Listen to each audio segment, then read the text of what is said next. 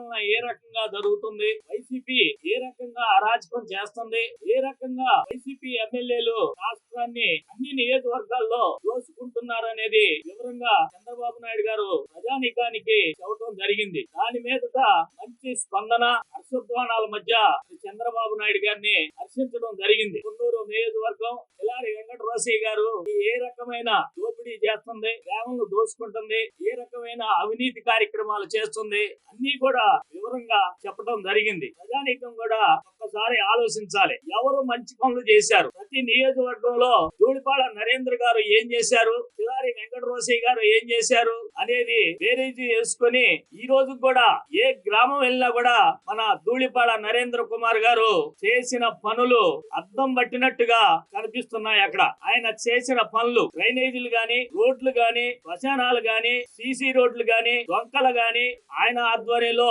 అభివృద్ధి అనేది జరిగింది. సంక్షేమం కూడా అదే రీతిలో చేయడం జరిగింది. రాబోయే రోజుల్లో ఏ గ్రామంలో ఎవరు చేశారు, ధూళిపాడ నరేంద్ర కుమార్ గారు చేశారా, కిలారి వెంకటరోసయ్య గారు చేశారా అనేది ఒక్కసారి ఆలోచించి రాబోయే ఎన్నికల్లో మీ యొక్క ఓటును అభివృద్ధి ఏంటో చేసి చూపించిన ధూళిపాడ నరేంద్ర కుమార్ గారిని అత్యధిక మెజార్టీతో గెలిపించాలని, ఈ దౌర్జన్యాలు, అరాచకాలు ఇవన్నీ కూడా మనవంతుగా అరికట్టాలని మనస్ఫూర్తిగా కోరుకుంటూ సెలవు తీసుకుంటాం.